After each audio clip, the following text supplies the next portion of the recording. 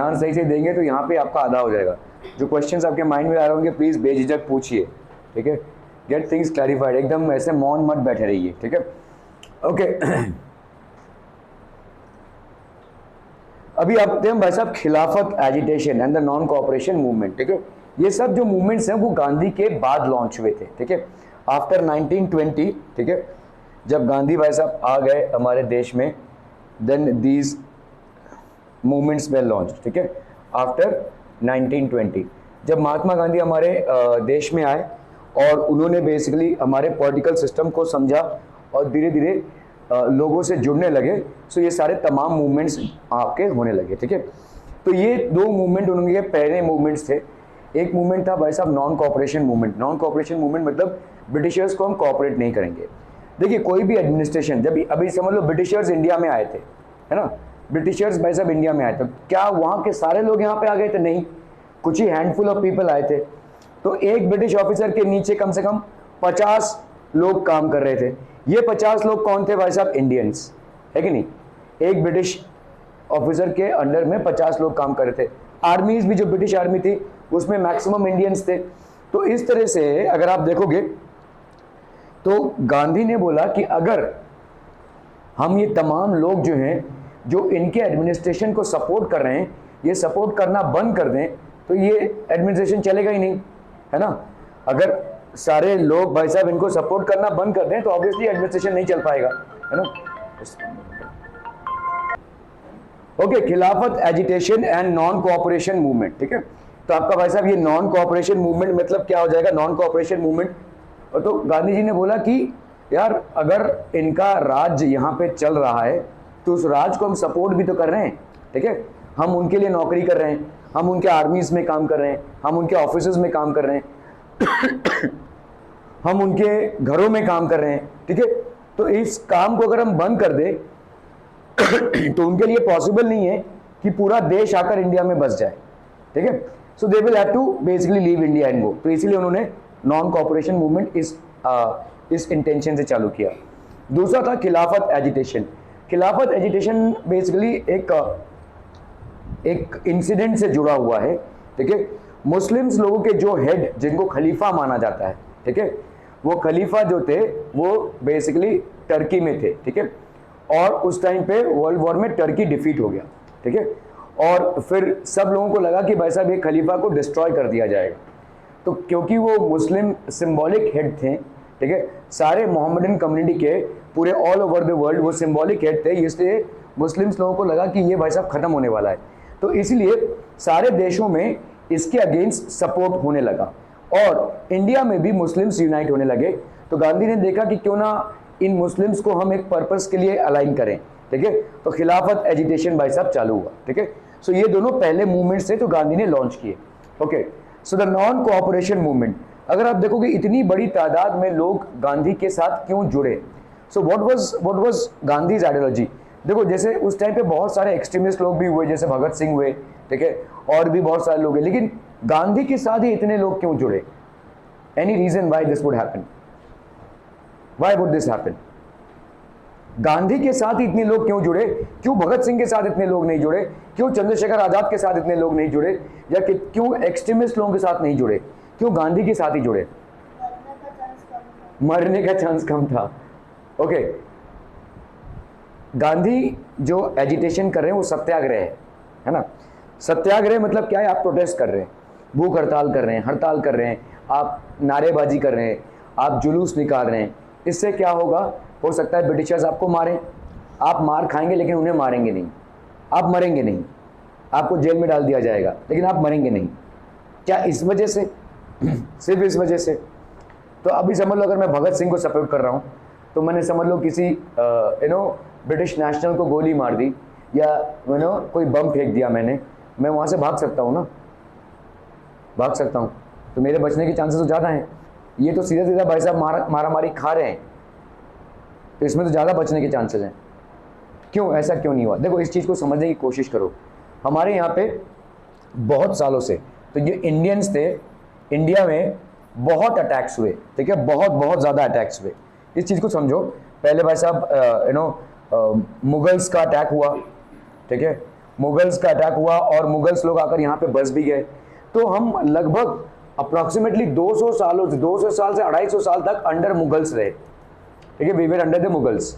और मुगल्स के अंडर में हम गुलामी करते करते हम अपनी आइडेंटिटी हमारी जाती जा रही थी, ठीक है। देखो जब आइडेंटिटी चली जाती है ना, आइडेंटिटी मतलब अभी हम कोई मुगल साम्राज्य के पार्ट हैं, ठीक है, तो ये जो मुगल साम्राज्य के पार्ट है हमारी एक आइडेंटिटी लॉस हो रही थी, ठीक है, आइडेंटिटी का लॉस हो रहा था। ये चीज़ आप शायद ना समझ पाएँ, ठीक है, क्योंकि आज आपकी आइडेंटिटी बहुत स्ट्रांग है, यू आर एन इंडियन, ठीक है, आपके ह्यूमन राइट्स हैं, ठीक है, आपके मानवाधिकार हैं। किसी ने अगर आपको आपके कास्ट पे गाली दे दिया वो इंसान अरेस्ट हो सकता है, किसी ने आपके बेसिक ह्यूमन राइट्स को वायलेट किया वो इंसान अरेस्ट हो सकता है, that person is punishable by law. तो ये सब चीज़ों ने आपको बहुत स्ट्रॉन्ग आइडेंटिटी देकर रखी है, लेकिन उस टाइम पे हमारी कोई आइडेंटिटी नहीं थी, मतलब हम आइडेंटिटी हमारी लुप्त प्राय हो गई थी। 400 साल 200 साल 250 साल की गुलामी के बाद we hardly had any identity, ठीक है। अगर तुमको लड़ना है तो तुम्हारा कॉन्फिडेंस बहुत स्ट्रांग होना चाहिए, ठीक है। इंसानों के पास अगर उनकी आइडेंटिटी ही नहीं रहेगी तो किस कॉन्फिडेंस से वो लड़ेंगे, समझ में आ रही है। तो इसीलिए अगर मैं सबको बोलूं कि चलो भाई साहब गन्स उठाओ, बम उठाओ और मतलब चलो हम ब्रिटिशर्स के अगेंस्ट में वॉर करते हैं, ये लोग यूनाइट नहीं हो पाएंगे, they will not unite, because इनकी आइडेंटिटी की क्राइसिस हो गई है, there is an identity crisis, ठीक है, there is an identity crisis, ये बहुत बड़ा आइडेंटिटी क्राइसिस है, इनसे नहीं हो पाएगा। इसीलिए सुभाष चंद्र बोस उस टाइम पे इंडिया से बाहर गए to form a Indian National Army. उन्होंने भाई साहब जापान में जो इंडियंस रिक्रूटेड हैं या दूसरे कंट्रीज में जो इंडियंस रिक्रूटेड हैं उनसे एक आर्मी बनाई ताकि ये आकर ब्रिटिशर्स पे यहाँ पे अटैक कर सके, ठीक है, क्योंकि इनको इंडिया में ही आर्मी नहीं मिल रही थी, क्योंकि इंडिया में ही लोग नहीं मिल रहे थे जो इनके साथ जुड़ सके, और जुड़ेंगे भी कैसे, क्योंकि इनकी आइडेंटिटी का क्राइसिस हो गया है, there is a huge identity crisis among Indians. आप अगर देखोगे ज़्यादा करके उस टाइम पे जो भी नेशनल लीडर्स थे वो या तो बहुत ज़्यादा पढ़े लिखे थे या तो उनके पास पैसा था। Jawaharlal Nehru actually belong to a very rich family, ठीक है, Subhash Chandra Bose belong to a very rich and educated family, Mahatma Gandhi himself was a very educated person. क्यों? क्योंकि वही तो उनको कॉन्फिडेंस दे रहा है, इनका जो पैसा या इनका जो एजुकेशन है वो इनको पावर और कॉन्फिडेंस दे रहा है।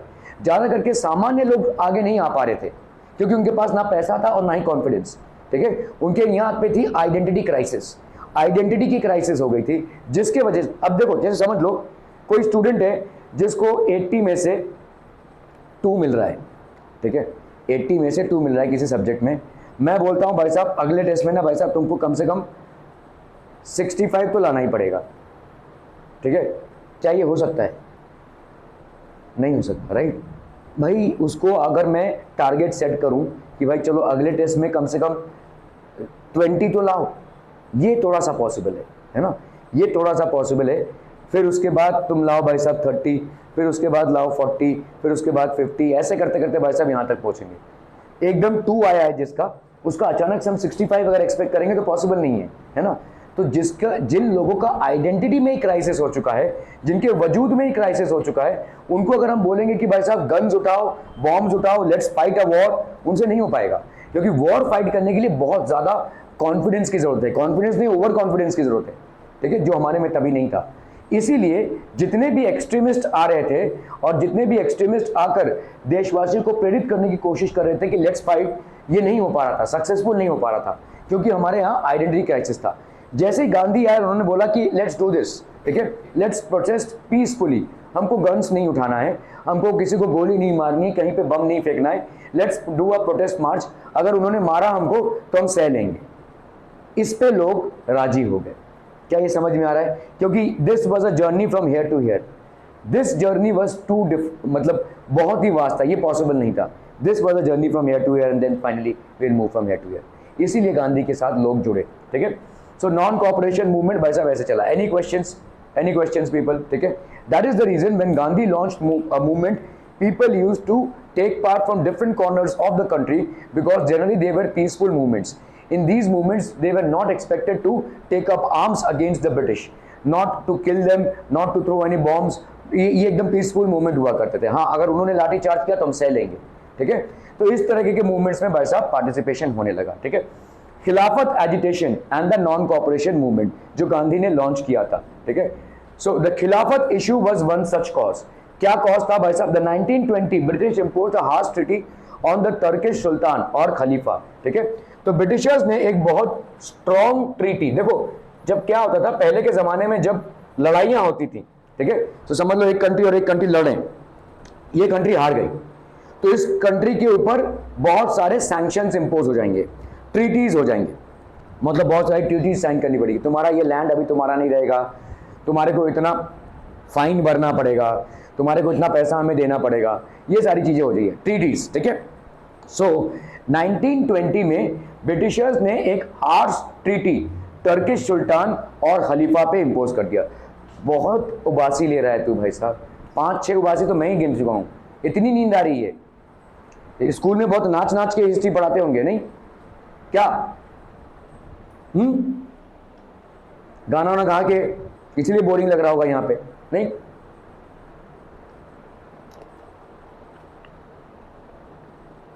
ऐसे ही पढ़ाते हैं ना, गाना वाना गा के, भजन वजन गा के, कीर्तन वीर्तन करते हुए स्कूल में पढ़ाते होंगे, इसलिए तो यहाँ पे बोरिंग लग रहा है।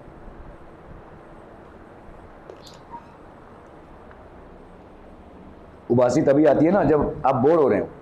इन 1920 British impose a harsh treaty, तो टर्की जो था वो हार चुका था वॉर में, और टर्की के जो सुल्तान थे ब्रिटिश ने उन पे ऊपर एक बहुत हार्श ट्रीटी इंपोज कर दी, बहुत ही क्रूअल ट्रीटी इंपोज कर दी, ठीक है। उन पे ऊपर सैंक्शंस लगा दिए, मतलब तुम हार चुके हो। अभी ये जो टर्किश सुल्तान थे, टर्की के जो सुल्तान थे, उनको मुसलमानों का खलीफा बोला जाता था, मोहम्मडन्स का खलीफा। खलीफा मतलब एकदम सुप्रीम कमांडर जो है, ठीक है। तो उन पे वैसा वैसे टीटी लग गई, तो उनके ऊपर अत्याचार की टीटी एक लग गई, ठीक है। बहुत सारे सैंक्शंस लगे। People were furious about this as they had been about the Jallianwala massacre. जैसे जालियनवाला मैसेकर के ऊपर लोग बहुत गुस्सा हो गए थे, वैसे ही इस पे भी बहुत लोग गुस्सा हो गए, स्पेशली मोहम्मडन्स, ठीक है, क्योंकि उनके ये रिलीजियस लीडर थे, he was basically the religious leader, और ब्रिटिशर्स ने उनके ऊपर एक सैंक्शन लगा दिया, उनके ऊपर भाई साहब ट्रीटी इंपोज कर दी। तो people were very upset about this. Also Indian Muslims were keen that Khalifa be allowed to retain control over Muslim sacred places in the erstwhile Ottoman Empire. देखो ये आपका ऑटोमन एम्पायर है, Syria, Lebanon, Palestine, ठीक है, Iraq, trans Jordan, Egypt, ये सब भाई साहब ऑटोमन एम्पायर का पार्ट था उस टाइम पे, प्राइमरली मोहम्मदन कंट्रीज, ठीक है। तो Indian Muslims were keen that Khalifa be allowed to retain control, तो इनको भाई साहब पूरा कंट्रोल दिया जाए Muslim sacred places in the erstwhile Ottoman empire. ये पूरा भाई साहब ऑटोमन एम्पायर था, ठीक है। तो इनका जो पहले रूल था, या इनका जो पहले पूरे कम्युनिटी पे दबदबा था, वो फिर से वापस कर दिया जाए इनको, ऐसा मुस्लिम्स बोलने लगे, ठीक है। ओके, अर्स्टवाइल मतलब देखो यहाँ पे also Indian Muslims were keen that the Khalifa be allowed to retain control over the Muslim sacred places in the erstwhile मतलब क्या था? देखो ऑटोमन एम्पायर है, जब तुम हार चुके हो तो तुम्हारा एम्पायर नहीं रहेगा। जैसे हम बोलते हैं ना कि ये था एम्पायर, लेकिन कम से कम इनका पावर इनको रहने दिया जाए, भले ही ये हार गए हैं, लेकिन कम से कम जिसको हम बोलते हैं, ठीक है, कम से कम इनका पावर इनके पास रहता है, ठीक है, पावर दे दिया जाए, कंट्रोल दे दिया जाए इनको, ठीक है। जो पहले जो ऑटोमन एम्पायर के ऊपर पूरा खलीफा का कंट्रोल हुआ करता था, वो कंट्रोल इनको वापस कर दिया जाए, और ना ही कोई उनके ऊपर बहुत स्ट्रॉन्ग टीटी लगाकर इसको खारिज ना किया जाए, ठीक है। तो सारे देश में, मतलब पूरे दुनिया भर के मुस्लिम्स इसको प्रोटेस्ट करने लगे, ठीक है, because this was imposed. The leaders of the Khilafat agitation, Muhammad Ali and Shaukat Ali, now wished to initiate a full-fledged non-cooperation movement. तो देखो ब्रिटिशर्स ने ये ट्रीटी किस पे इम्पोज की है? टर्की के सुल्तान खलीफा पे, ठीक है। तो इंडियन लीडर्स या इंडियन मोहम्मडन्स या इंडियन मुस्लिम्स इसको सपोर्ट कर रहे हैं, तो इन्होंने बोला कि हम कैसे ब्रिटिशर्स को मतलब अगेंस्ट में जाए। चलो गांधी का नॉन कॉपरेशन मूवमेंट अभी लॉन्च हुआ है, लेट्स सपोर्ट इट, ठीक है। क्या ये समझ में आ रहा है? Basically, these Muslims are supporting the cause of to ban the treaty that has been imposed on the Ottoman Empire or the Sultan or Khalifa of Turkey, ठीक है।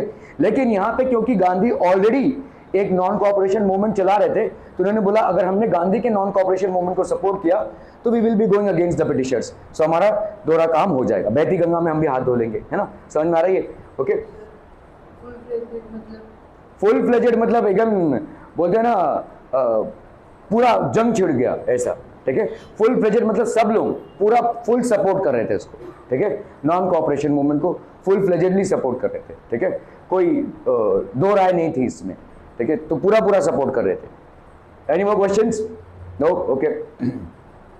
Gandhi ji supported their call and urged the Congress to campaign against Punjab wrongs, that is Jallianwala Bagh massacre and the खिलाफत and demanded Swaraj. तो गांधी जी ने गांधी जी ने बोला देखिए आप हमें सपोर्ट कीजिए, हम आपको सपोर्ट करेंगे। खिलाफत मूवमेंट को सपोर्ट करना है ना, वो भी एक टाइप का नॉन कॉपरेशन मूवमेंट तो हुआ, वो भी एक टाइप का अगेंस्ट ब्रिटिश मूवमेंट ही तो हुआ। तो आप नॉन कॉपरेशन को सपोर्ट कीजिए, ठीक है। इससे हम दोनों भी कॉजेस को रखेंगे। और प्लस जालियनवाला बाग में जो भयंकर हत्याकांड हुआ था, जिसमें इतने लोग मारे गए थे, जिसमें ज़्यादा करके औरतें और बच्चे थे और उन पे अंधाधुंध गोलियां बरसाई गई थी, ठीक है, उसका भी हमको प्रोटेस्ट करना है, ठीक है। So Gandhi ji supported their call and urge the Congress to campaign against the Punjab wrongs, that is Jallianwala Bagh massacre, the Khilafat wrong and demand swaraj, ठीक है। स्वराज मतलब अपना खुद का राज, इंडिया में इंडिपेंडेंस आ जाए, ठीक है। The non cooperation movement gain through 1921 and 22। तो 1921 और 22 में नॉन कोऑपरेशन मूवमेंट बढ़ने लगा, बहुत जोरों शोर से बढ़ने लगा, मोमेंटम गेन करने लगा, ठीक है। Thousands of students left government control schools and colleges. तो जितने भी गवर्नमेंट के स्कूल्स या कॉलेजेस होते थे उनको छोड़ने लगे, ये स्टूडेंट्स इन कॉलेजेस को छोड़ने लगे, they started leaving these colleges, ठीक है। Many lawyers such as Motilal Nehru, C.R. Das, C. Rajagopalachari, Asaf Ali gave up their practices। तो इन लॉयर्स ने भाई साहब अपना प्रैक्टिसेस छोड़ दिया, क्योंकि ये कहाँ पे प्रैक्टिसेस करते थे? ऑब्वियसली कोर्ट्स जो ब्रिटिशर्स रन करते थे वहाँ पे प्रैक्टिस करते थे, ठीक है। इनके केसेस लड़ते थे, तो इन्होंने छोड़ दिया उनका केसेस लड़ना, ठीक है। सो ये नॉन कोऑपरेशन हो रहा है बेसिकली, मतलब पूरे ढांचे को गिरा देना है। जो सपोर्ट सिस्टम है, जो इंडिया या इंडियंस उस टाइम पे सपोर्ट एक्सटेंड कर रहे थे ब्रिटिशर्स को, उस पूरे ढांचे को गिरा देना है, ठीक है। British titles were surrendered and legislatures boycotted. तो आपको मैंने एग्जांपल दिया था कल रविंद्रनाथ टैगोर का, जब जालियनवाला बाग मैसेकर हुआ, जब जालियनवाला बाग हत्याकांड हुआ, ही बेसिकली सरेंडर्ड हिज नाइटहुड। तो नाइटहुड मतलब जब वो सर थे तो उन्होंने अपने सर की उपाधि को भाई साहब सैक्रिफाइस कर दिया। सर जो है, जो आप लोग बोलते इसका, ओके, हमारे इंडिया में हम किसी को भी सर बोलते हैं, है ना। आप मुझे सर बोल रहे हैं, या मैं किसी बाहर चलते इंसान को भी सर बोल रहा हूँ। एक्चुअली सर मतलब क्या होता है मालूम है क्या? स्लेव आई रिमेन, ठीक है। ये ब्रिटिशर्स ने हमको सिखाया है, क्योंकि उनको सबको सर बोलो, मतलब इसका मतलब तुम हमारे गुलाम रहोगे। सर एक बहुत एलीट उपाधि है, ठीक है, सबको हम सर नहीं बोलते हैं। ब्रिटिशर्स में सबको सर नहीं बोला जाता है। जैसे अगर आप किसी ब्रिटिश स्कूल में पढ़ रहे होंगे या अमेरिकन स्कूल में पढ़ रहे होंगे, तो वहाँ पे टीचर को सर नहीं बोलेंगे, मिस्टर ब्रह्मा बुलाएंगे, ठीक है। ऐसे mister Brahma I have a question, ऐसा बोलेंगे। Sir I have a question कोई नहीं बोलेगा, ठीक है। ये सर का जो कल्चर है, ये ब्रिटिशर्स ने हमको सिखाया है। और सर जो है वो कुछ ही लोगों को मिलता है, ये नाइटहुड टाइटल बोलते हैं हम इसको, ठीक है। This is known as knighthood, ठीक है। ये मतलब एलीट जो मतलब लोग हैं, किसी ने बहुत बड़ा काम किया है लिटरेचर में, किसी ने बहुत बड़ा काम किया है स्पोर्ट्स में, किसी ने बहुत बड़ा काम किया है किसी साइंस में, तो उनको भाई साहब हम सर बोलते हैं, ठीक है। जैसे sir Rabindranath Tagore, sir CV Raman, ठीक है। हाँ, वो सुभाष चंद्र बोस का स्लोगन था, ठीक है। तुम मुझे खून दो मैं तुम्हें आज़ादी दूंगा, that was basically slogan of Subhash Chandra Bose, ठीक है। उन्होंने बोला था कि अरे भाई लड़ो तब जाके आज़ादी मिलेगी, इनसे हमको मांगने से आज़ादी नहीं मिलेगी, ठीक है। That was basically slogan raised by give me blood and I will give you freedom, that was his slogan, ठीक है। तो लेकिन किसी ने मतलब उनके साथ में बहुत कम लोग ही जुड़ पाए, इसलिए उनको बाहर जाके आर्मी बनाना पड़ा, ठीक है। ओके, सो ये जो सर होता था उस टाइम पे, ये ब्रिटिशर्स लोग कन्फर करते थे, सिर्फ ब्रिटिशर्स को ही सर बोला जाएगा, किसी और को आप सर नहीं बोलेंगे। और ब्रिटिशर्स लोगों ने क्या बोला कि भाई साहब इनका नाइटहुड होता था ये, ठीक है, नाइटहुड। जैसे हम बोलते हैं ना sir Don Bradman, he is one of the greatest test players in test cricket, ठीक है। Sir Richard Hadlee, one of the greatest bowlers in test cricket from New Zealand. तो ये सर जो है, ये सब मतलब सबको नहीं दिया जाता, एक उपाधि होती है, ये एक नाइटहुड रहता है, it's a title which is conferred as a mark of respect, ठीक है। तो ये नाइटहुड का टाइटल बेसिकली किसको मिला था? सर रविंद्रनाथ टैगोर को मिला था। तो उन्होंने जालियनवाला बाग के ट्रेजेडी के बाद उन्होंने बोला कि मुझे ये नहीं चाहिए, आप लोग ही रख लीजिए, I don't need this knighthood, I don't need this respect, if you are killing my people, my Indians like this, I would not need this respect from your end. ठीक है, British titles were surrendered and legislatures boycotted. तो जिनके जितने भी parliament होते थे उनको boycott किया जाने लगा, लोग वहां पे नहीं जाते। ठीक है, are we clear? Any question people? Any question? No question? बहुत बढ़िया। ठीक है, okay. People lit public bonfires of foreign cloth. देखो अभी फॉरेन क्लोथ क्या है, अभी देखो ये इंडिया है, ठीक है, ये इंडिया है और ये भाई साहब ग्रेट ब्रिटेन है। ठीक है, तो अभी क्या हो रहा था भाई साहब, ग्रेट ब्रिटेन से लोग यहाँ पे आए थे, रूल कर रहे थे, इन्होंने इंडियन फार्मर से कॉटन उगाया, ठीक है, और इसी कॉटन को यहाँ पे ले जाकर इनके मिल्स में इन्होंने कपड़े बनाए, क्लोथ्स, और इन्हीं क्लोथ्स को भाई साहब इंडिया में सेल किया। मतलब हम दो तरफ से पिट रहे हैं, है ना, हम अपना रॉ मटेरियल भी इनको दे रहे हैं और इनके फिनिश प्रोडक्ट्स को भी हम खरीद रहे हैं, तो इनका तो मतलब मुनाफा ही मुनाफा है ना, समझ में आ रही है?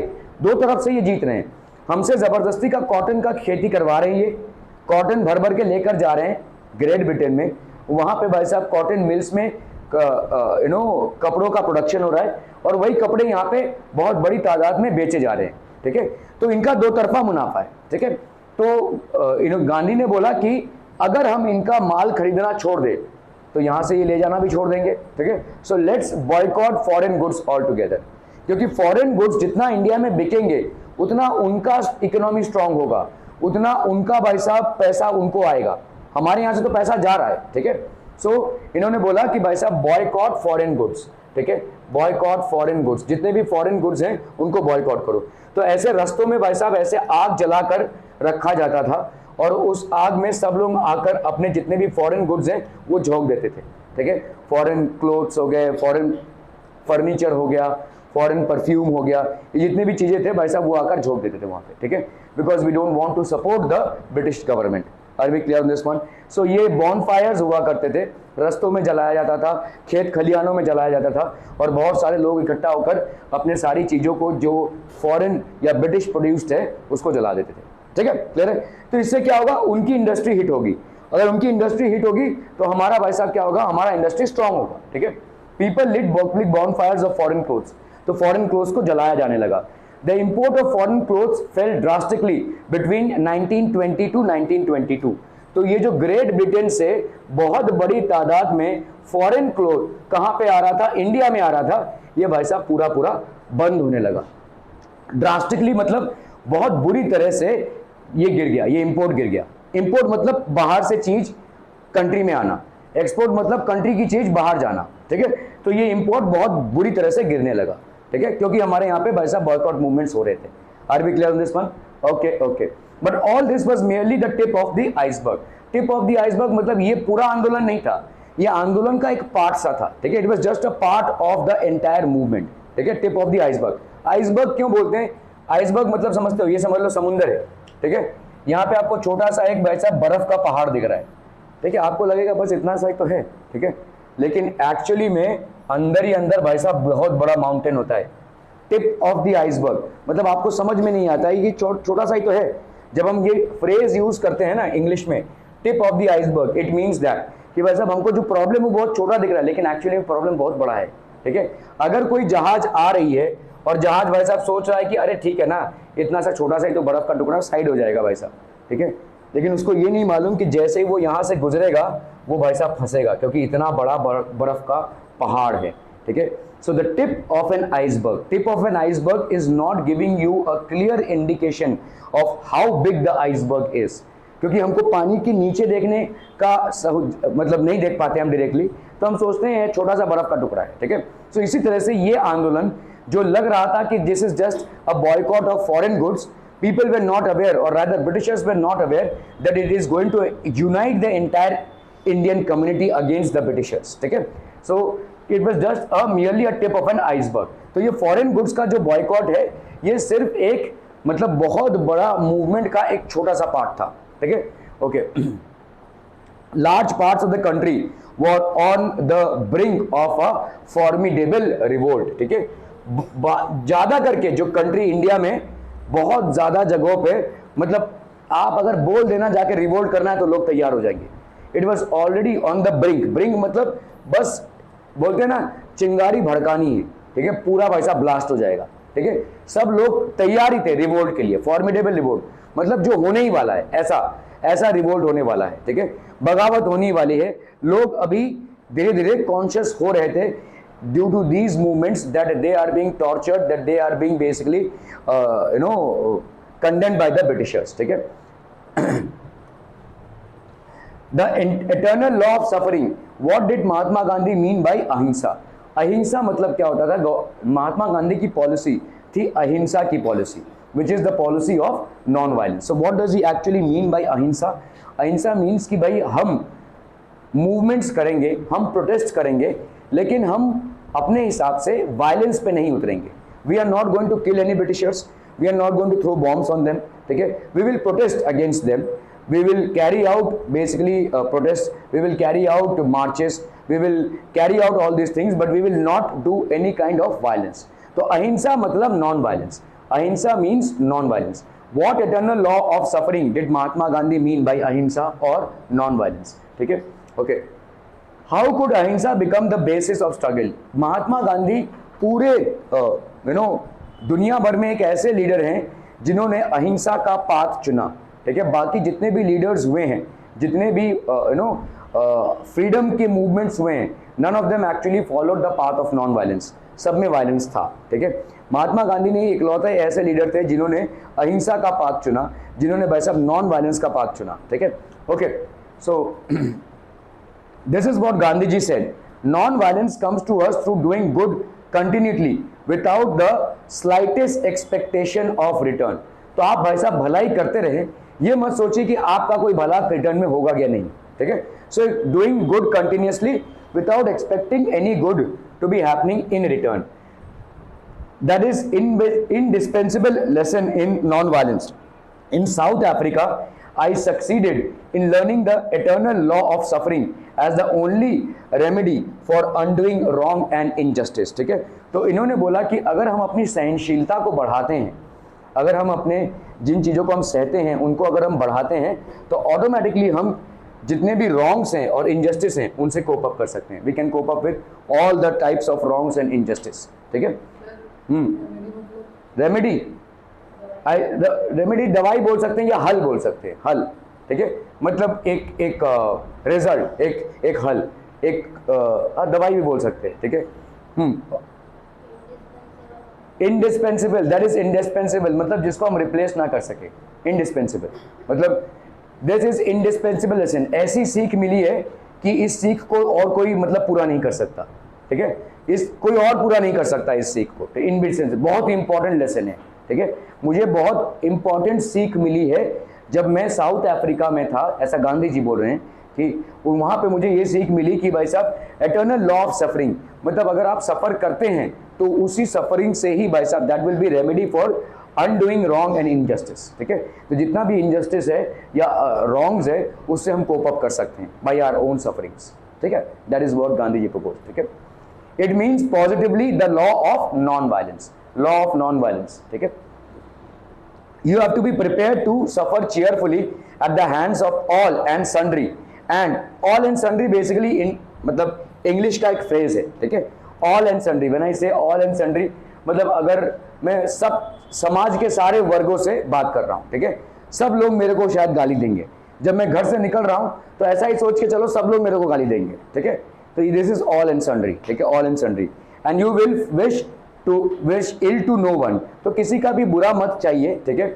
Not even to those who may have wronged you, जिन लोगों ने आपका बुरा किया है उनका भी बुरा मत चाहिए, ठीक है। और तभी जाकर आपको जीवन का एक सिद्धांत समझ में आएगा एज पर गांधी जी, ठीक है। महात्मा गांधी 12 मार्च 1938, the making of the national movement. यहाँ पे पीपल्स इनिशिएटिव्स अब हम पढ़ेंगे, तो हमने दो चीजें देखी, एक था नॉन कॉपरेशन मूवमेंट और दूसरा था खिलाफत मूवमेंट, ठीक है। दोनों ही महात्मा गांधी से लॉन्च हुए और इन दोनों मूवमेंट्स ने धीरे धीरे इंडिया के लोगों को इकट्ठा करना चालू कर दिया था, ठीक है। सो अभी तक जितने भी मूवमेंट्स हुए थे वो छोटे पुट्टे मूवमेंट्स हुए थे, कहीं पे देखो गांधी जी को क्वेश्चन पूछा है कि गांधी जी को फादर ऑफ नेशन क्यों बोलते हैं। ठीक है। देखो अगर बोलते हैं ना भाई यार तू तो मेरा बाप निकला, ऐसा बोलते हैं ना, ठीक है। मतलब तू तो, मैं तो समझ जाता कुछ भी नहीं है लेकिन बहुत बड़ा कुछ तूने कर दिया है, ऐसा बोलेंगे ना, ठीक है। अगर चलती भाषा में ऐसा बोलते हैं ना, भाई तू तो मेरा भी बाप निकला, ऐसा बोलते हैं ना, ठीक है। मतलब आपने कोई बहुत माहिरत से कोई काम किया है, ठीक है, तो बाप से फिर बापू, है ना, दैट इज बेसिकली गुजराती शब्द, ठीक है। और इसी से भाई साहब फादर ऑफ नेशन। सो गांधी ने इतने बड़े पैमाने पे पूरे भारतवर्ष को इन्फ्लुएंस किया कि लोग उनको एज अ बाप मानने लगे। वाओ, कि मतलब इतने बड़े समुदाय को आपने कनेक्ट कर दिया, इसके पहले इतना बड़ा प्रयास कोई नहीं कर पाया, ठीक है। Yes, there have been movements, there have been leaders, ठीक है, लेकिन इतने बड़े पैमाने पे लोग कनेक्ट नहीं हो पाए। देखो आज की तारीख में आप बहुत चर्चा सुनेंगे जहाँ पे गांधी जी को कंडेम किया गया है, जहाँ पे ये बोला गया कि शायद गांधी की वजह से ही हमको आज़ादी लेट में मिली, शायद गांधी की वजह से ही हमारे देश का विभाजन हुआ। ऐसे बहुत सारे तर्क हैं, लेकिन कोई ये नहीं समझता है कि भाई अगर गांधी नहीं होते तो शायद इतना बड़ा मूवमेंट भी पॉसिबल नहीं होता। इतने बड़े पैमाने पे लोग एक इंसान के साथ क्यों जुड़ते हैं, ठीक है। क्या बरेगा उसने सबके कन्वर्टी के बंदूक रखा था? नहीं ना वैसा, ठीक है। हाउ इज इट कि भाई जो इतने लोग बैठे उस टाइम पे छोटे छोटे सब लीडर्स थे, इन लीडर्स ने नेशनल मूवमेंट करने की कोशिश की अपने अपने तौर तरीकों से, लेकिन इतने बड़े पैमाने पे लोग इनके साथ नहीं जुड़े, लेकिन गांधी से पूरा देश जुड़ गया, ठीक है। So this definitely has to have great amount of calibre and convincing skills. आप पे, आपके लीडरशिप पे लोगों को भरोसा होना चाहिए, तभी वो जुड़ेंगे आपके साथ, है ना। ऐसे तो एरो वगैरह नहीं है भाई साहब, चलो चलो, ठीक है। तो there has to be some amount of trust in you, only then people will unite with you, तभी जाकर लोग आपसे जुड़ेंगे। और गांधी में ये कैलिबर था, ठीक है, इसकी वजह से। तो इसके लिए उनको मतलब बाप का दर्जा दिया गया कि वाह, जो काम कोई नहीं कर पाया है आज तक, इंडिया इतने गुटों में बटा हुआ था कि कोई नेशनल लेवल पे स्ट्रगल था ही नहीं। जो भी स्ट्रगल हो रहा था, शायद पंजाब में थोड़ा सा स्ट्रगल हुआ, शायद वेस्ट बंगाल में थोड़ा सा स्ट्रगल हुआ, शायद ऐसा कहीं दूर दराज तमिलनाडु में कहीं से थोड़ा सा स्ट्रगल हुआ, बस खत्म, ठीक है। लेकिन Gandhi was the first person who United the entire India, जहाँ पे इंडिया के कोनों कोनों से लोग इनसे जुड़े, ठीक है। तो जो काम अभी तक कोई नहीं कर पाया है, गांधी ने करके दिखाया, और इसलिए लोग इनको भाई साहब फादर ऑफ द नेशन मानते हैं। That is the reason he is known as the father of the nation, ठीक है। तो ऐसा नहीं कि लोग जागरूक नहीं थे कि उनके ऊपर अत्याचार हो रहा है, ऐसा नहीं है कि लोग लड़ना नहीं चाहते थे, लेकिन जितने भी लीडर्स आ रहे थे उन पे पूरे इंडिया का भरोसा नहीं हो पाया, ठीक है। But Gandhi was one convincing person, पूरे इंडिया का इन पे भरोसा आ गया, और लोग दूर दराज इलाकों से, गांव खेड़े से भी इनके साथ जुड़ने लगे, समझ में आ रही है। तो इसी से भाई साहब इनकी ख्याति बढ़ने लगी, और finally he was known as the father of the nation, ठीक है। That is how it is. और सिर्फ इंडिया में ही नहीं, इनकी ख्याति बहुत दूर दराज जगहों तक फैली हुई है, ठीक है। एक मूवी आई थी गांधी, ठीक है, और जब पहली बार ये मूवी बनी थी, रिचर्ड ब्रेंडन उसके एक्टर थे, उन्होंने जब ये मूवी डायरेक्ट हुई तो उन्होंने बोला कि भाई मुझे ना सरप्राइजिंगली इंडिया में कोई नहीं मिल रहा है जो गांधी का पार्ट प्ले कर सके, he is such a massive character, ठीक है। तो उस टाइम पे ये मूवी बनी थी, और गांधी का रोल एक फॉरेनर ने निभाया था, ठीक है। So that's how well happy निभाया था बेसिकली। तो ये जो पूरा उस टाइम पे ढांचा था, क्योंकि इन्होंने पूरे इंडिया को यूनाइट किया। देखो, फ्रीडम एक बात है, फ्रीडम स्ट्रगल एक बात है, लेकिन इंडिया को यूनाइट करना ये बहुत बड़ी बात है जो गांधी ने कर दिखाया, ठीक है। इसके लिए उनको अलग से रखा जाता है। हम जितना भी क्रिटिसाइज उनको कर ले, लेकिन इस बात से हम कोई भी पीछे नहीं हट सकते कि भाई साहब ये ऐसे लीडर थे जिनसे पूरा देश जुड़ गया, पूरा का पूरा देश जुड़ गया, नॉर्थ ईस्ट साउथ वेस्ट, पूरा का पूरा देश इनके साथ जुड़ गया। Everybody was having trust on his leadership, ये बहुत बड़ी अचीवमेंट है, ठीक है। और कोई क्वेश्चन? नो। तो there are many things which might be right, which might be wrong. अलग अलग चीजें हैं, लोग बोलते हैं कि भाई साहब इनकी वजह से पार्टीशन हुआ, लोग बोलते हैं कि भाई साहब इनके, वो राइट है या रॉन्ग है, I am not disputing that, लेकिन ये खड़ा सच है कि भाई साहब इनके साथ पूरा देश जुड़ गया, ठीक है। None of the leaders before this had this capacity to entire the unite and unite the entire India, ठीक है। ओके, पीपल्स इनिशिएटिव, अगर हम देखेंगे भाई साहब लोगों ने क्या इनिशिएटिव लिए नेशनल मूवमेंट में जोड़ने के लिए, इनमें तो हमने देखा नेशनल मूवमेंट के स्टेजेस देखे। नेशनल मूवमेंट पहले तो भाई साहब ब्रिटिशर्स का अत्याचार हो रहा था, इसलिए नेशनल मूवमेंट।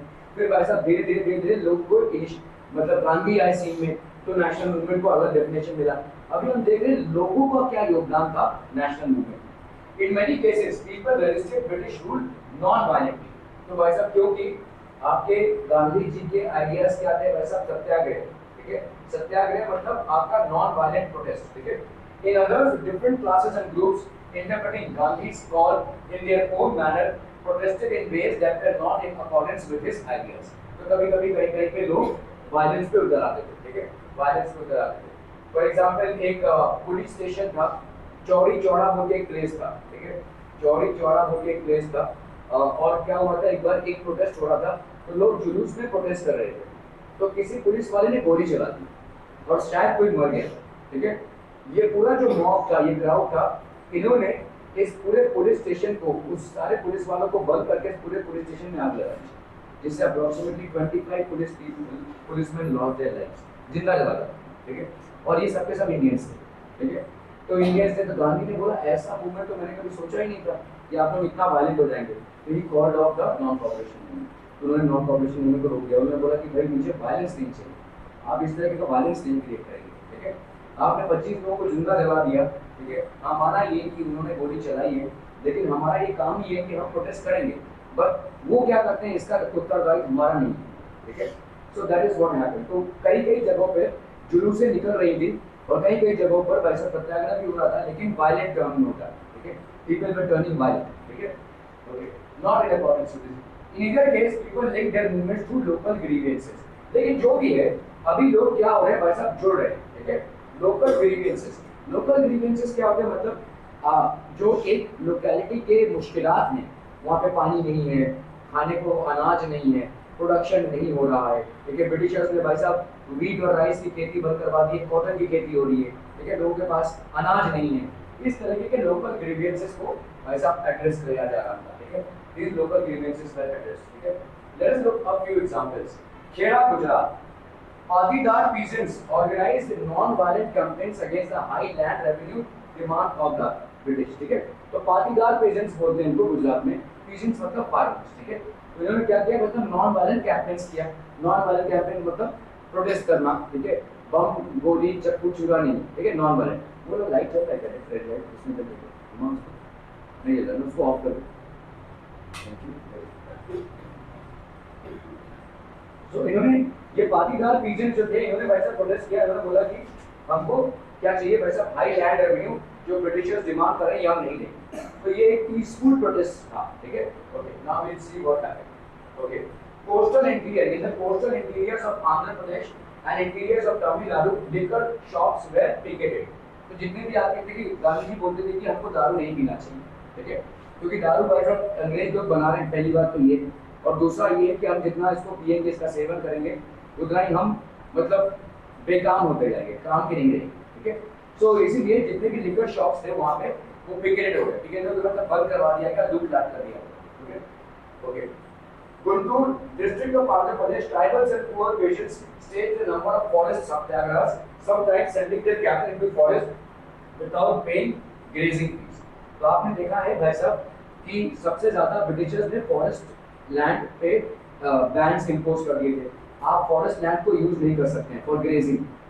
आप अपने चरवाहों को लेकर इस लैंड को ग्रेजिंग पर्पसेस, ग्रेजिंग मतलब समझते हैं ना, लेकिन जो चारा था उसको यूज नहीं कर सकते हैं।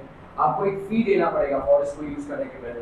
लेकिन यहाँ पे ये प्रोटेस्ट करने के लिए ये अपने एनिमल्स को छोड़ देते थे जबरदस्ती, ठीक है, ये अपने एनिमल्स को फ्रीली छोड़ देते थे without paying the grazing fee. They were protesting because the colonial state had restricted the use of forest resources in various ways। तो colonial empire that is British government ने इनके resources को use करने में कई सारी पाबंदियां लगा दी थी। Many restrictions were imposed, ठीक है, जिसके वजह से इन्होंने, तो ये अगर देखो तो छोटे मोटे प्रोटेस्ट थे, लेकिन वायलेंट प्रोटेस्ट नहीं हुई, ठीक है, these were not violent protests, ठीक है। They believed that Gandhi ji would get their taxes reduced and the forest regulations abolished। तो सबको गांधी जी पे भरोसा, ठीक है, कि this is a man who is going to stand up for our cause and who is going to liberate us, ठीक है। तो दे बिलीव, ये जितने भी ट्राइबल लोग थे, they believe that Gandhi ji would get their taxes reduced and have the forest regulations abolished, ठीक है। In many forest villages peasants proclaimed swaraj and believed that Gandhi Raj was about to get established। देखो भाई साहब, उस time पे ना तो internet था, ना टीवी था, ना मतलब आपका रेडियो था, ठीक है। उस टाइम पे लोग मतलब ऐसे, मैं मुझे कुछ मालूम है, मैंने आपको बोला, आपने उसको बोला, आपने उसको बोला, आपने उसको बोला, आपने उसको बोला। आप देखोगे पहले वाले इंसान ने जो बोला होगा और लास्ट वाले इंसान ने जो सुना होगा, उसमें काफी काफी काफी अंतर रहेगा, ठीक है। ये ह्यूमन नेचर, ठीक है। इतना साल से हमारा एवोल्यूशन होते आया है।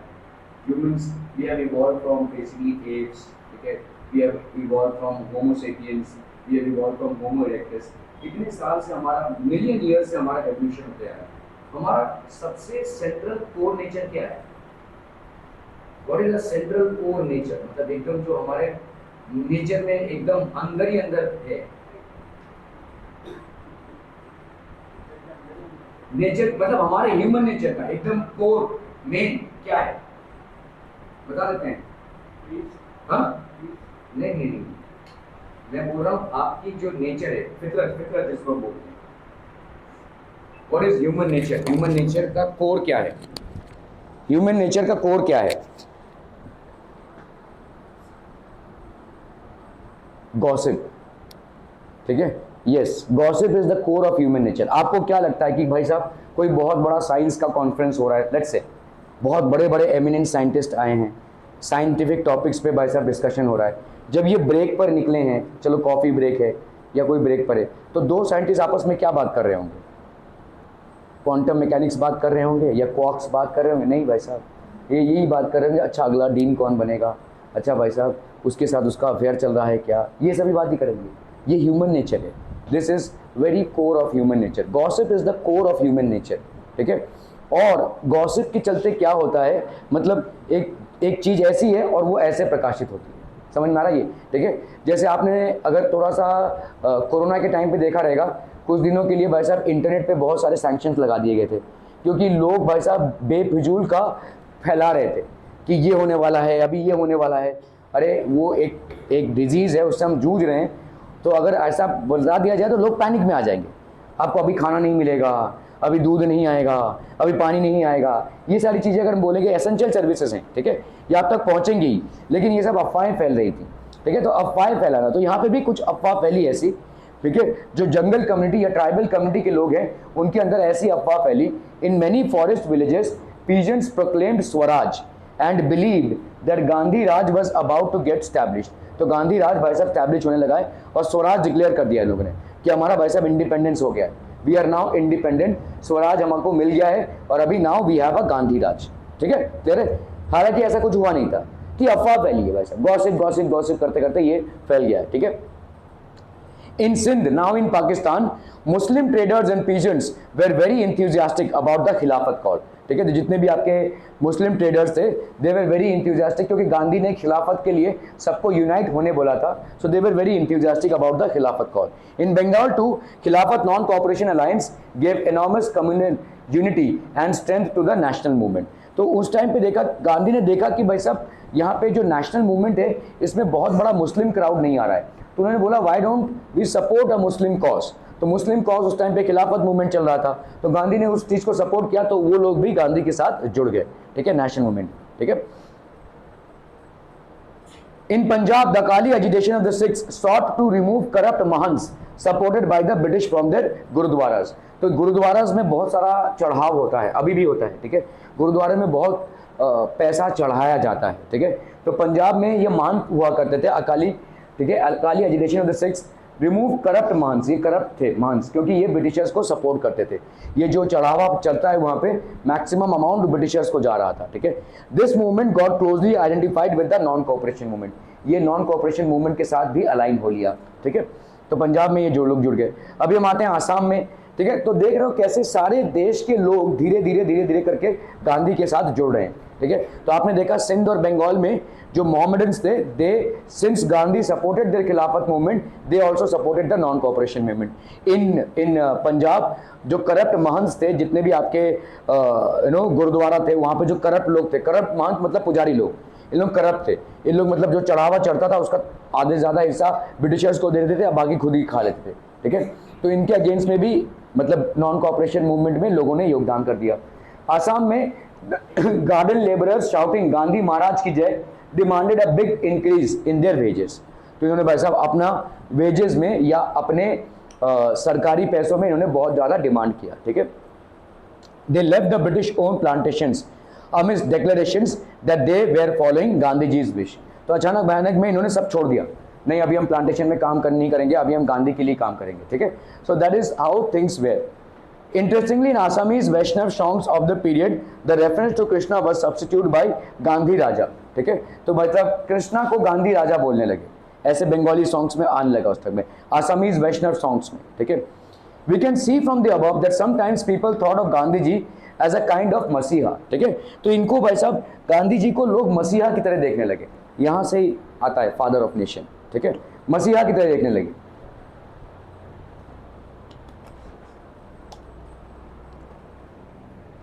कि भाई ये इकलौता इंसान है जो हमको हमारे दुख भरे दास्तान से मुक्ति दिला सकता है, ठीक है। तो he was considered as a मसीहा। When we can see from the above that sometimes people thought of Gandhi ji as a kind of Masiha, ठीक है, he was a kind of Masiha, as someone who could help them overcome their misery and poverty, ठीक है, एक ऐसे इंसान जो उनके misery और पॉवर्टी से उनको बचाएंगे। Gandhi ji wish to build class unity, not class conflict, yet peasants could imagine that he would help them in their fight against zamindars, ठीक है। तो गांधी जी ने क्या बोला भाई साहब, he would wish to build class unity not class conflict, classes में conflict नहीं, yet peasants could imagine that he would help them in their fight against the zamindars। तो ये लोग सब अपने हिसाब से गांधी जी को देख रहे हैं। Agricultural labourers believe that he would provide them land. तो लेबरर्स लोग जो थे उनको लगने लगा कि गांधी जी इनको लैंड दे देंगे, ठीक है। जो भाई साहब पीजेंट्स थे, फार्मर्स थे, इनको लगने लगा कि जमींदार से छीनकर जमीन इनको आ जाएगी, अभी गांधी जी ये सब करवा देंगे। तो देखो ऐसा नहीं है, गांधी जी बोल रहे हैं कि आप ब्रिटिशर्स के साथ लड़िए और जब ब्रिटिशर्स चले जाएंगे तो हमारा जीवन और सिस्टमाइज्ड हो जाएगा, ठीक है, सिस्टमैटिक चलेगा। इन्होंने ऐसा कोई एश्योरेंस नहीं दिया था, लेकिन अफवाहें फैलती रहीं, गॉसिप फैलता रहा भाई साहब, और लोग इनको एक मसीहा की तरह मानने लगे। अच्छा अब ये आ गए हैं तो हमको हमारा लैंड वापस मिल जाएगा, ठीक है। अच्छा ये आ गए हैं तो भाई साहब जितने भी हमारा पीजेंट्स, जितने भी हमारे लैंड ओनर्स ने लैंड दबोच के रखा है वो हमको मिल जाएगा। So that is what they were expecting. At times, ordinary people credited Gandhi ji with their own achievements. ठीक है? The making of the national movement, यहाँ पे भाई साहब People's Mahatma, UP. For instance, at the end of the powerful movement, peasants of Pratapgarh in the United Provinces, ठीक है, managed to stop illegal eviction of tenants. ठीक है? Illegal eviction of tenants. तो यहाँ पे प्रतापगढ़ बेसिकली यूपी में एक जगह है और वहाँ पे इलीगल एविक्शन ऑफ टेनेंट्स को रोक दिया गया, ठीक है। टेनेंट्स को भाई साहब बाहर मारा जा रहा है, इलीगल एविक्शन मतलब देखो आपने भाड़े पे कोई घर दिया है तो वो एक कॉन्ट्रैक्ट पे होता है ना, उसके पहले आप नहीं भगा सकते किसी को, ठीक है, लेकिन वहाँ पे ऐसा होता था, ठीक है, वहाँ पे ऐसा होता था कि भाई साहब पहले ही मतलब कॉन्ट्रैक्ट खत्म होने के पहले ही, एग्रीमेंट खत्म होने के पहले ही चलो घर खाली करो, ठीक है, और घर नहीं खाली कर रहे तो तुम्हारा सामान जब्त। तो इसको हम बोलते हैं इलीगल एविक्शन, ये होता था उस टाइम पे। गांधी जी के इस सिस्टम के चलते ये खत्म हो गया, ये बंद हो गया, ठीक है, लोग सही काम करने लगे। But they felt it was Gandhi ji who had won this demand for them. लेकिन गांधी जी का इसमें कोई कॉन्ट्रीब्यूशन नहीं है। Gandhi ji non cooperation movement की बात कर रहे हैं। गांधी जी भाई साहब बोल रहे हैं कि आप लोग सारी चीज़ों को बॉयकॉट करके इस नेशनल मूवमेंट में बड़े से बड़े हिस्से में योगदान कीजिए, ठीक है। बट अगर यहाँ पे इलीगल एविक्शन रुकता है तो ये तो लोगों की समझदारी है ना भाई साहब, इसमें गांधी जी का कुछ लेना देना नहीं था। लेकिन हर एक सक्सेस पे लोग गांधी जी को एसोसिएट करने लगे। हाँ, ये जो बंद हुआ है illegal eviction in UP Pratapgarh, this has happened because of Gandhi ji national movement. समझ में आ रही है? क्योंकि गांधी जी इतना बड़ा मसीहा बन गए थे, लार्जर देन गॉड इमेज बन गए थे वो, ठीक है, जिसके वजह से भाई साहब लोग हर अचीवमेंट को गांधी के साथ एसोसिएट कर रहे थे। हाँ, ये तो गांधी जी की वजह से ही हुआ है, ठीक है। हालांकि ये एक सिंपल से समझदारी है कि भाई साहब जिस इंसान ने आपके भरोसे घर लिया और बाकायदा रेंट भर रहा है, उसको आप कैसे भगा सकते हो, ठीक है, without giving any notice. At other times, using Gandhiji's name, tribals and peasants undertook actions that did not conform to Gandhi ideals. तो भाई साहब ट्राइबल्स और पीजेंट्स आपस में लड़ रहे हैं, गांधी जी का वास्ता है तुम्हें, जैसे हम बोलते हैं ना माँ कसम खाओ भाई साहब, उस टाइम पे ऐसे लड़ते थे लोग, ठीक है। तो गांधी जी का वास्ता देकर लड़ रहे हैं भाई साहब, जिससे कोई मतलब ही नहीं है इन चीज़ों का, ठीक है। Okay, the currency which Mr. Gandhi's name has acquired even in the remotest villages is astonishing. ठीक है, currency which Mr. Gandhi's name had acquired even in the remotest villages, तो एकदम चप्पा चप्पा छोटे छोटे गांव तक गांधी जी का नाम फैल गया उस टाइम पे. ठीक है, गांधी जी का नाम पूरा पूरा फैल गया. No one seems to know quite who or what he is, but it is an accepted fact that what he says is so and what he orders must be done. तो लोग जानते भी नहीं है गांधी को, उनका ऑरा कुछ ऐसा फैला, ठीक है, कि भाई साहब जो वो बोल रहे वो करना ही है. ठीक है, वो कौन है, कहाँ से आए हैं, क्या चाहते हैं, क्या उनका अल्टीमेट मोटिव है, किस तरह से भाई साहब नेशनल मूवमेंट चाहते हैं, इसको लोग नहीं समझ रहे हैं. हाँ, उन्होंने बोला है तो भाई साहब करना पड़ेगा. ठीक है, एक ऐसा जुनून छा गया. Okay, the following is an extract from CID report on the Kisan movement in Allahabad district that happened in January 1921. He is a Mahatma or Sadhu, a Pandit, a Brahmin who lives at Allahabad, even a Devta. The real power of his name is to be traced back to the idea that it was he who got बेदखली, that is illegal eviction, stopped in Pratapgarh. लेकिन गांधी जी का कोई contribution इसमें नहीं था.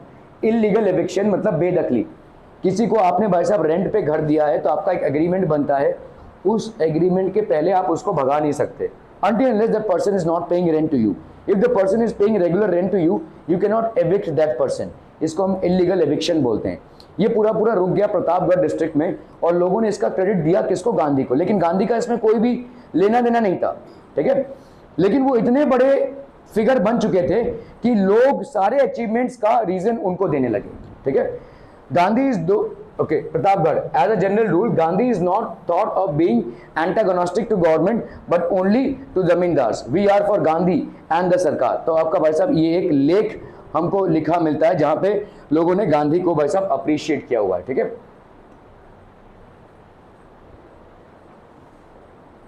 The happenings of 1922 to 1929. क्या क्या हुआ भाई साहब 1922 से लेकर 1929 तक. Mahatma Gandhi as you know was against violence movement. तो इन्होंने भाई साहब वायलेंट मूवमेंट को भाई साहब प्रोटेस्ट किया है. ठीक है, he abruptly called off the non cooperation movement when February 1922 a crowd of peasants set a fire to police station इन चौड़ी चौड़ा. तो मैंने जैसे आपको बताया एक चौड़ी चौड़ा एक पुलिस स्टेशन था और भाई साहब एक ग्रुप ऑफ प्रोटेस्टेंट्स ने पूरे पुलिस स्टेशन में पुलिस वालों के समेत आग लगा दी, जिंदा जला डाला इनको. ठीक है, तो इन्होंने नॉन कोऑपरेशन मूवमेंट को विड्रॉ कर लिया. गांधी ने बोला no, I don't want the non cooperation movement at any stage to go violent and this is against the policies that I want. ठीक है, फ्रीडम हमारे जो मूवमेंट के पॉलिसीज है इसके अगेंस्ट है, उन्होंने कॉल ऑफ कर दिया. तो जो नॉन कोऑपरेशन मूवमेंट चल रहा था उसको उन्होंने वापस ले लिया. ठीक है, बिकॉज ऑफ दिस इंसिडेंट. तो this entire 22 policeman where killed on that day. 22 police कर्मचारी जो है तो उस दिन जिंदा जल गए. ठीक है, they were burnt to death. The peasants were provoked because the police had fired on their peaceful demonstration. तो ये peasants क्यों कर रहे थे ऐसा, क्योंकि उनका एक एजिटेशन चल रहा था, उनका एक पीसफुल डेमोन्स्ट्रेशन चल रहा था और पुलिस वालों ने उस पर गोली चलाई थी. ठीक है,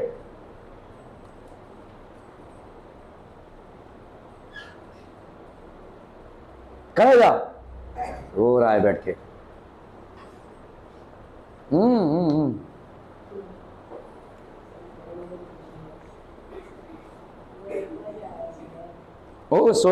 कौन बोला कि सो के आना है.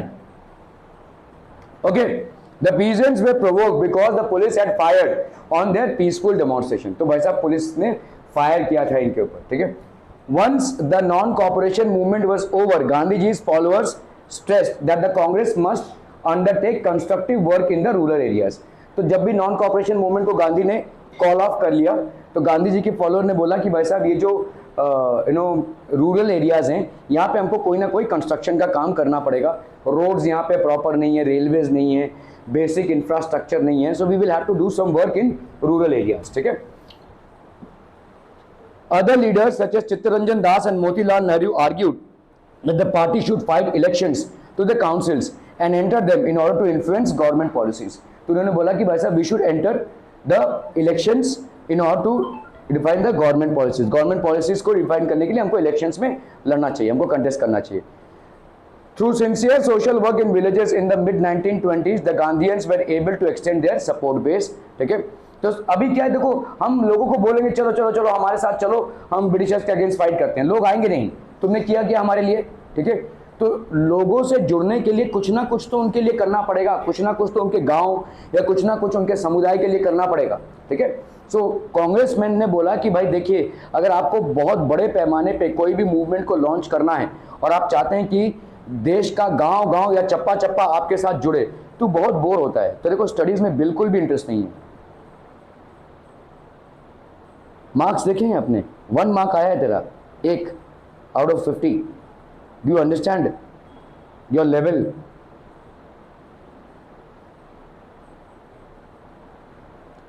Through sincere social work in villages in mid 1920s, the Gandhians were able to extend their support base, ठीक है। तो यहाँ पे सोशल वर्क करने लगे ये, they started doing social work so that they can extend their support base. This proved to be very useful in launching the civil disobedience movement in 1930. तो पहला आपका क्या था भाई साहब?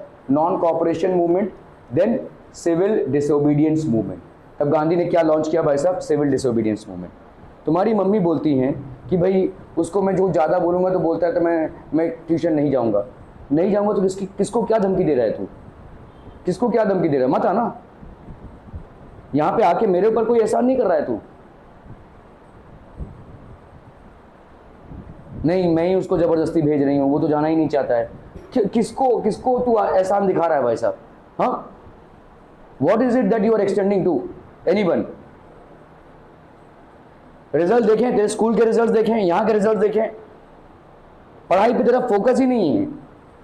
क्लास में भी बैठता है तो चंचल है पूरा, और फिर मम्मी को धमकी दे रहा है कि नहीं मैं ट्यूशन नहीं जाऊंगा।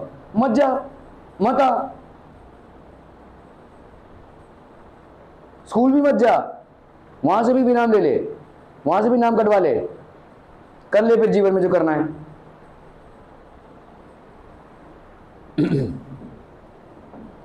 Two important developments of the mid 1920s were the formation of Rashtriya Swayamsevak Sangh (RSS), a Hindu organization, and the Communist Party of India.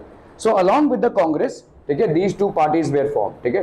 Congress के साथ साथ ये दोनों पार्टीज भी फॉर्म हुई, that is RSS and Communist Party of India (CPI), ठीक है। तो ये दोनों पार्टीज फॉर्म हुई भाई साहब, ठीक है। The parties have held different ideas about the country, how the country India should be. Find out about the ideas with the help of a teacher. तो आपके भाई साहब, the revolutionary nationalist Bhagat Singh too was very active in this period. He was a revolutionary. Revolutionary मतलब इन्होंने बोला कि भाई आज़ादी हम भीख मांग के नहीं ले सकते, हमको छीन के लेने पड़ेगी, ठीक है, okay. In 1927, the British government in England decided to send a commission led by Lord Simon to decide India's political future. अभी देखो क्या हो रहा था, ब्रिटिशर्स को दिख रहा था कि अभी इंडियंस जाग रहे हैं, है ना। They are basically waking up, they are going into agitations, they are going into protest, they are going into attacking us, so we must have to do something, ठीक है। तो इन्होंने बोला कि हम इनको भेजते हैं लॉर्ड साइमन को, और ये लॉर्ड साइमन जाकर उनसे बात करेंगे कि क्या कर सकते हैं कि हम और ज़्यादा कुछ दिन यहाँ पे रूल कर लें, ठीक है। The commission had no Indian representative. The decision created an outrage in India, ठीक है। It created an outrage. Outrage मतलब भाई साहब पूरे इंडिया में outrage होने लगा इसके अगेंस्ट में। The decision created outrage in India. All political groups decided to boycott the commission. जितने भी political groups थे वो boycott करने लगे इस commission को, ठीक है। When the commission arrived, it was met with demonstrations with banners saying Simon go back. तो जैसे ये commission आया, ठीक है, मतलब ये आया था कि हम सुलझाएंगे चीजों को, तो सब लोग भाई साहब साइमन गो बैक चिल्लाने लगे, और उसमें से लाला लाजपत राय, ठीक है, दिस वाज बेसिकली लाला लाजपत राय, वो भी प्रोटेस्ट कर रहे थे, ठीक है। लाला लाजपत राय भी प्रोटेस्ट कर रहे थे, और उन पर पुलिस ने लाठी चार्ज किया, और कुछ दिनों बाद उनका डेथ हो गया, ठीक है, उस इंसिडेंट के कुछ दिनों बाद। और इसी से भगत सिंह बहुत भड़क गए, ठीक है, और उन्होंने भाई साहब इसका बदला लिया, ठीक है। So Lala Lajpat Rai was killed during this agitation, Simon go back के एजिटेशन में, ठीक है। The decade closed with Congress resolving to fight for Purna Swaraj, complete independence in 1929 under the presidency of Jawaharlal Nehru. तो भाई साहब जवाहरलाल नेहरू के प्रेसिडेंटशिप में, ठीक है, जवाहरलाल नेहरू को कांग्रेस का प्रेसिडेंट बनाया गया। डेकेड मतलब 10 साल, ठीक है। With the Congress resolving to fight for Purna Swaraj, मतलब अभी कांग्रेस पूरा कंप्लीट इंडिपेंडेंस मांग रही थी। पूर्ण मतलब कंप्लीट, ठीक है, complete independence in 1929 under the presidentship of Jawaharlal Nehru. तो कांग्रेस ने रिजॉल्व कर लिया कि भाई अभी हमको पूर्ण स्वराज चाहिए, ठीक है, ब्रिटिशर्स से हमको कंप्लीट इंडिपेंडेंस या पूर्ण स्वराज चाहिए। Consequently independence day was observe on 26 of January 1930 all over the country. पूरे कंट्री में भाई साहब इंडिपेंडेंस डे ऑब्जर्व हुआ, ठीक है। Revolutionary nationalists such as Bhagat Singh and his comrades wanted to fight colonial rule and the rich exploiting classes through a revolution of workers and peasants, ठीक है। तो भाई साहब इन्होंने क्या किया, भगत सिंह उस टाइम पे मतलब he was not of that same mentality as Gandhi ji. Gandhi ji बोलते थे कि पीसफुल प्रोटेस्ट से और नॉन वायलेंस के प्रोसेस से हमको बेसिकली आज़ादी पानी है, but Bhagat Singh said no, we will have it by, हम इसको छीन कर लेंगे, हमारी आज़ादी है ये, ठीक है। Revolutionary nationalists such as Bhagat Singh and his comrades wanted to fight colonial rule and the rich exploiting classes through a revolution of workers and peasants. मुझे बताओ तुम्हारे स्कूल में क्या इस तरह से पढ़ाया जाता है? आई एम आस्किंग सिंपल, क्या इस तरह से पढ़ाया जाता है? So then what seems to be so boring for you guys? आप बताइए ना मुझे, एक सिंपल सा चीज पूछ रहा हूं आपसे कि भाई एक एक पॉइंट आपको यहाँ पे क्लियरली समझाने की कोशिश की जा रही है ताकि यहाँ पे आप ग्रास्प कर ले। जब आप इस चीज को पढ़ेंगे फटाफट आ जाएगा और फिर फटाफट आप आंसर्स भी लिख पाएंगे। इंटरेस्ट ही नहीं है आपको, कोई सो रहा है, कोई इधर उधर देख रहा है, पता नहीं क्या है। ये बैक बोर्ड और चौक वाला मेथड यूज करें हम, तब तो आप सो ही जाएंगे भाई साहब। ये विजुअल मेथड में ही आपको इतना बोरिंग लग रहा है तो इसमें तो आप कराटे भरेंगे, एक अलग ही प्लेनेट में चले जाएंगे। I don't know what could be any more convincing for you to get some interest in your studies. It takes a loud voice to make the deaf hear, ठीक है। इनकलाब जिंदाबाद, ये उनका मोटो था भाई साहब, ठीक है। So revolutionary nationalist Bhagat Singh and his comrades wanted to fight colonial rule and the rich exploiting classes through a revolution of workers and peasants। तो इनका मुद्दा था कि भाई साहब हम छीन कर अपनी आजादी लेंगे, ठीक है।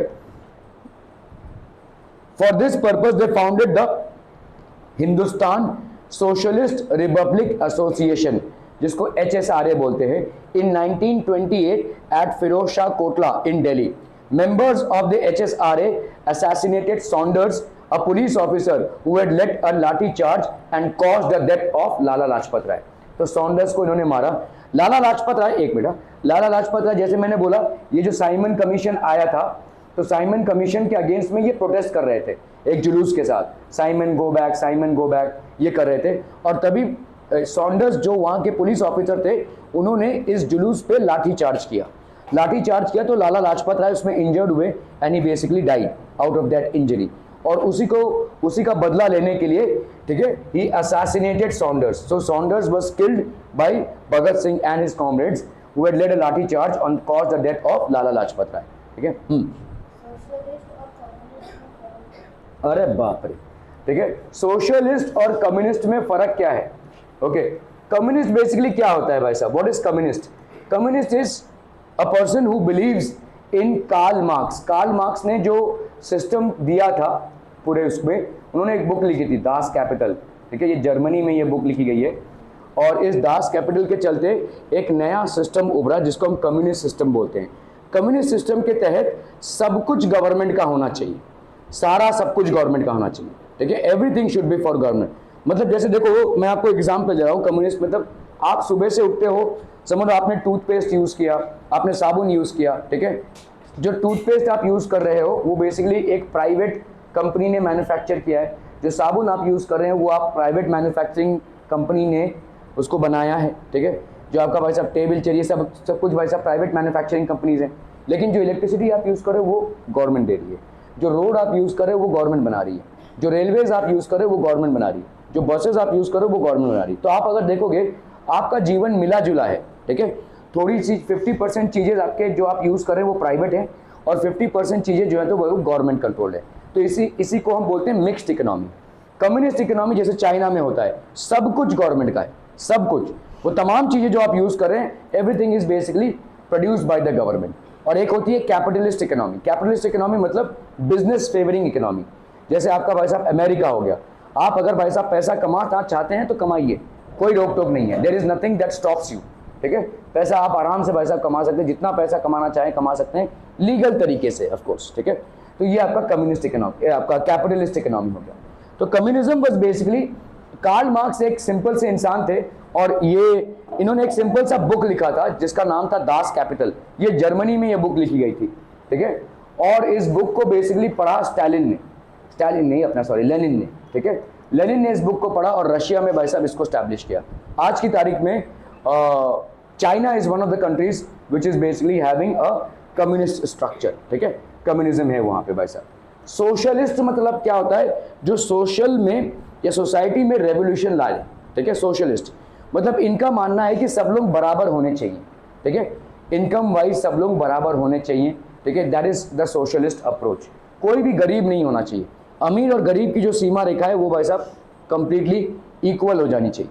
सारे रिसोर्सेज जो है वो इक्वली डिवाइड होने चाहिए, ठीक है। कम्युनिस्ट भाई साहब क्या बोलते हैं कि भाई साहब गवर्नमेंट ही सब कुछ होना चाहिए, क्योंकि गवर्नमेंट जो होता है वो वेलफेयर के लिए होता है। फॉर एग्जाम्पल, आप यहाँ से अगर ओला बुक करके वीटी तक जाते हैं तो आपका नहीं करके 1000 रुपये के ऊपर बिल आएगा। आप वही ट्रेन से होकर जाते हैं तो आपको 20 रुपये देना पड़ता है, 20-25 रुपये में आप पहुँच जाते हैं। तो इसका मतलब क्या हो गया, सेकंड वाला जो आपको चीप इसलिए पड़ रहा है क्योंकि गवर्नमेंट ने उसको चलाया है। वो गवर्नमेंट वेलफेयर ऑफ पीपल चाहती है, ठीक है। गवर्नमेंट का पर्सपेक्टिव या मोटिव क्या है, वेलफेयर ऑफ पीपल। और प्राइवेट कंपनीज का क्या है भाई साहब, प्रॉफिट्स, ठीक है। तो ओला भाई साहब प्रॉफिट देखेगा, ट्रेन भाई साहब जो गवर्नमेंट के चलाए गए हैं वो आपका वेलफेयर देखेंगे, ठीक है। तो जितना ज्यादा कम्युनिज्म होगा उतना ज्यादा वेलफेयर होगा। That is what communist manifesto is. Socialist मतलब सब बराबर होंगे, ठीक है। सब इनकम वाइज भी बराबर होंगे और सोसाइटी में पोजीशन वाइज भी बराबर होंगे। Clear? That is called socialist approach, ठीक है। So Bhagat Singh had a socialist approach, ठीक है। ओके, इसके बाद बस तो इनका भी कंट्रीब्यूशन ये था कि इससे पब्लिक डर गई। Along with his fellow nationalist B.K. Dutt, he threw a bomb in the Central Legislative Assembly on the 8th of April 1929. उन्होंने भाई साहब एक बॉम्ब फेंका सेंट्रल लेजिस्लेटिव असेंबली में और इसके बाद वो पकड़े गए और तीनों को फांसी दी गई, ठीक है। Along with Bhagat Singh, he exploded bombs in the Central Legislative Assembly in New Delhi on April 8, 1929.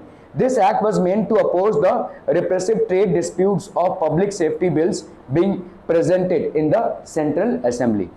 Was sentenced to life imprisonment and deported to cellular jail or Kala Pani in Andaman. Initiated a historic, तो ये भाई साहब आपका initiated a historic strike along with Bhagat Singh protesting the abusive treatment of political prisoners, ठीक है।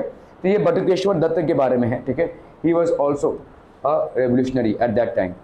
The aim, as their leaflet explained, was not to kill but to make the deaf hear. इनका M ये नहीं था कि सबको मारें, इनका एम ये था कि भाई साहब हमारी आवाज़ लोगों तक पहुँचे, हमारी आवाज़ इस ब्रिटिश सरकार तक पहुँचे, ठीक है। The aim, as the leaflet explained, was not to kill but to make the deaf hear, to remind the foreign government of its callous exploitation. तो ये जो भाई साहब तांडव इन्होंने खोल के रखा है ये बंद हो, ठीक है। That was the aim. Bhagat Singh was tried, मतलब इनके ऊपर केस चला एंड एग्जीक्यूटेड, की फांसी लगी at the age of 23। Dandi march भाई साहब, what is Dandi march? Dandi march is basically a protest, a march that Gandhi had organised, ठीक है। इसके बारे में हम भाई साहब